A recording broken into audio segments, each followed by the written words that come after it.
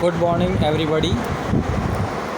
आज हम food production की सेकंड बुक जो कि एम्प्लॉयबिलिटी स्किल्स जिसका नाम है वो स्टार्ट करेंगे। इसके अंदर 5 चैप्टर हैं। इसका फर्स्ट चैप्टर है कम्युनिकेशन स्किल्स और इस चैप्टर के अंदर सबसे पहले वर्कशीट दी हुई है।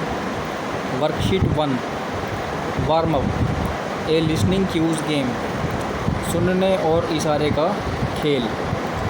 इन pairs take on the following roles, कि जोड़े में जो निम्नलिखित रोल हैं वो कंडक्ट किए जाते हैं। Role play, learning about active listening, कि एक्टिव लिसनिंग के बारे में सीखें। फेज़ 1 में student 1 read a news article to your partner. Student 1 अपने पार्टनर को न्यूज़ आर्टिकल पढ़ के सुनाता है।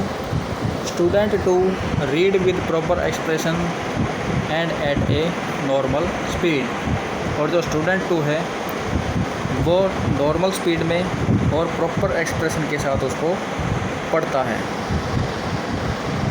Student 2 do not show your card to your partner, means जो स्टूडेंट 2 है वो अपने स्टूडेंट 1 पार्टनर को प्रॉपरली लिसनिंग क्यूज़ नहीं बताता है कि वो प्रॉपरली समझ रहा है या नहीं समझ रहा है, प्रॉपरली सुन पा रहा है कि नहीं सुन पा रहा है। You are a very poor listener. Student 2 एक बहुत पुअर लिसनर है जो कि ध्यान से नहीं सुनता है। डिस्प्ले पुअर लिसनिंग बिहेवियर, और वो ऐसा शो करता है कि वो ध्यान से नहीं सुनता है। यू आर फिजिटिंग मीन्स परेशानी शो करना कि आप परेशान हैं, एक जगह टिक कर नहीं बैठते हैं, बीच बीच में इधर उधर देखना, इशारे करना, हंसना। Looking around, interrupting ask questions, बीच बीच में क्वेश्चंस पूछना बिना वजह के। मेकिंग इनएप्रोप्रिएट फेशियल एक्सप्रेशंस, चेहरे के हाव भाव जो है जो बताया जा रहा है उसके अनुकूल ना होना। तो ये सभी स्टूडेंट 2 के लक्षण इसमें बताए गए हैं। फेज़ 2 में क्या बताया हुआ है? स्टूडेंट 2 एक्सप्लेन और read the article that was just read to him back to student 1। Phase 2 के अंदर जो स्टूडेंट 2 है वो स्टूडेंट 1 को वही आर्टिकल या वही न्यूज़ पढ़ के सुनाता है जो स्टूडेंट 1 ने उसको सुनाया था। Student 1 you should display positive listening skills. You are making eye contact, sitting still, making appropriate facial cues. तो स्टूडेंट 1 जो है वो पॉजिटिव लिसनिंग स्किल्स शो करता है कि वो प्रॉपरली ध्यान से सुन रहा है, प्रॉपरली आई कॉन्टैक्ट बनाता है स्टूडेंट 2 से, और ध्यान से एक जगह टिक कर बैठता है, और साथ ही अपने फेशियल एक्सप्रेशंस जैसे कि बातें वो सुन रहा है और समझ में आ रही हैं उसको हाथ में सर हिला के प्रॉपरली बताता है। टेकिंग नोट्स, साथ ही नोट्स भी लिखता है जो बताया जा रहा है उसको। Waiting until the end to ask questions, और स्टूडेंट 2 के न्यूज़ पूरा करने तक वो वेट करता है अपना क्वेश्चन पूछने के लिए, बीच में इंटरप्शन नहीं करता, बीच में कोई क्वेश्चन नहीं पूछता। फेज़ 3 के अंदर क्या है? All groups review the article together. सभी जो ग्रुप हैं बच्चों का वो सभी ग्रुप आर्टिकल को आपस में रिव्यू करते हैं, डिस्कस करते हैं। Identify things student 2 missed because he was not listening closely, और सभी ग्रुप क्या पाते हैं कि जो स्टूडेंट 2 है वो बातों को मिस कर देता है क्योंकि वो ध्यान से नहीं सुन रहा था। Demonstrate how important it is to use proper listening behaviour to understand the message being relayed. तो ये कितना इम्पोर्टेंट है कि ध्यान से सुनना, जो मैसेज बताया जा रहा है उसको ध्यान से सुनना कितना इम्पोर्टेंट है। Part B, listening with distractions game. इसके अंदर डिस्ट्रैक्शंस मतलब ध्यान को कहीं और लगा देना और जो बताया जा रहा है उसको ना सुनना, इस तरह का गेम बी पार्ट में बताया गया है। इसमें फ़ेज़ 1 के अंदर क्या दिया हुआ है, इन ग्रुप्स ऑफ अबाउट 6 और more students play the following game, कि 6 या 6 से अधिक बच्चों का ग्रुप होता है जो कि इस गेम को खेलते हैं। 1 student will play the role of teacher, एक बच्चा टीचर का रोल प्ले करता है। Tell them you will read about a story, और बच्चों को बताता है कि वो उन्हें एक कहानी सुनाएगा। Give 1 set of people on your left side A task, और अपने लेफ़्ट साइड के बच्चों को कुछ काम देता है। For example, ask them to count how many times you say the word and. उदाहरण के लिए लेफ़्ट साइड के बच्चों को बोला जाता है कि आप एंड वर्ड को काउंट करेंगे कि मैंने बोलते वक्त एंड कितने बार बोला। Ask other students to count the number of times you smile, और जो दूसरे बच्चे हैं उनको बोला जाता है कि आप लोग मेरी स्माइल को काउंट करेंगे कि स्टोरी सुनाते वक्त, कहानी सुनाते वक्त मैं कितनी बार स्माइल करता हूँ।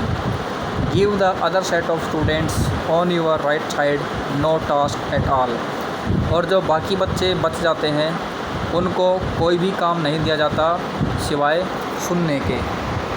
अब फ़ेज़ 2 में क्या होता है, रीड द स्टोरी, कहानी को पढ़ा जाता है।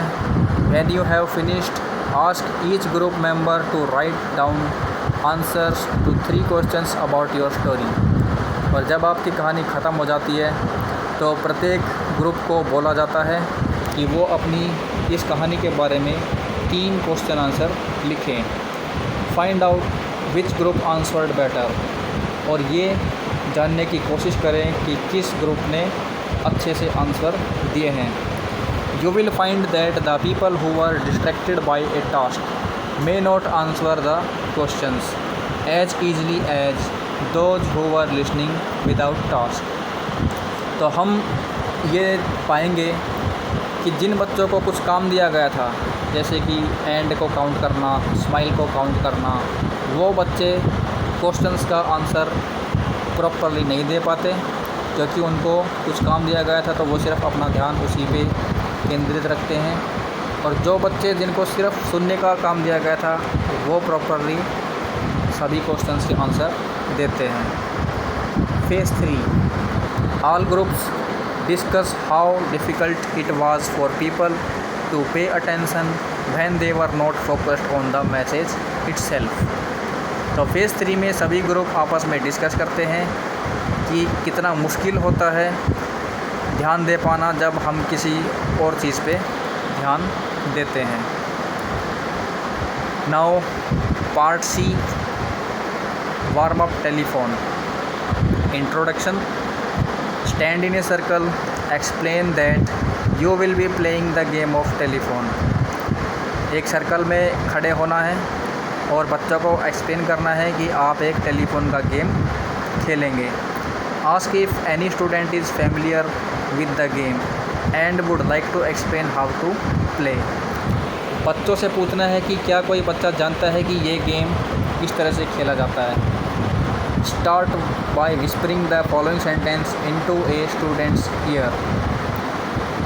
I want to know what it feels like to listen and what it feels like to be heard।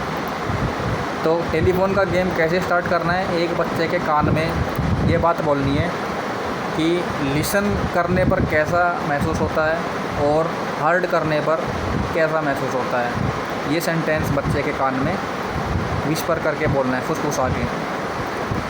This first student will then whisper what they think they heard into the next student ear. और ये जो बात first student को बोली गई है ये बच्चा दूसरे स्टूडेंट को कान में इसी तरह से बोलेगा। Students will repeat this process until the last person is reached. और ये जो कान में बोलने का प्रोसेस है ये तब तक करना है जब तक लास्ट बच्चे तक ना पहुंच जाए। The last student will then say the word or phrase they heard out loud for the whole class to hear. और लास्ट बच्चा वो वर्ड या वो लाइन सभी बच्चों को ज़ोर से बोल के बताएगा कि क्या बताया गया था। More likely than not, the last student will have heard something totally different from the original message. तो हम ये पाएंगे कि जो लास्ट बच्चा है उसने जो सबसे पहले बच्चे को जो बात बताई गई थी वो पूरी बात नहीं सुनी। Next, sit in a circle, discuss the following, कि एक गोला बना करके बैठना है और निम्नलिखित बातें डिस्कस करनी है। What happen to the original message, कि जो मैसेज शुरू में स्टार्ट किया था, सबसे फर्स्ट बच्चे को बताया था, उस मैसेज का क्या हुआ। Was it easy or difficult to hear the message, क्या वो मैसेज सुनना आसान था या मुश्किल था। Why do you think it might have been difficult, आप क्यों सोचते हैं कि ये बात सुनना और बताना मुश्किल था। Do you think the following reasons are correct, क्या आप सोचते हैं कि जो निम्नलिखित रीज़न है इसके बारे में वो सही है। First reason, it was hard to hear because the person was whispering, ऐसा इसलिए मुश्किल था क्योंकि जो पर्सन बता रहा था वो फुसफुसा बता रहा था। Second reason, we were not making eye contact, कि हम एक दूसरे की आंखों में देखकर नहीं बता रहे थे, इसलिए सुनने में मुश्किल थी। Students were talking and laughing, जो बाकी बच्चे हैं वो आपस में बातें कर रहे थे या हंस रहे थे। It is hard to understand an isolated word or phrase without any context, कि बिना लिखे हुए देखे अगर कोई बात हम केवल सुनते हैं तो उसको सुनना और समझ पाना मुश्किल होता है।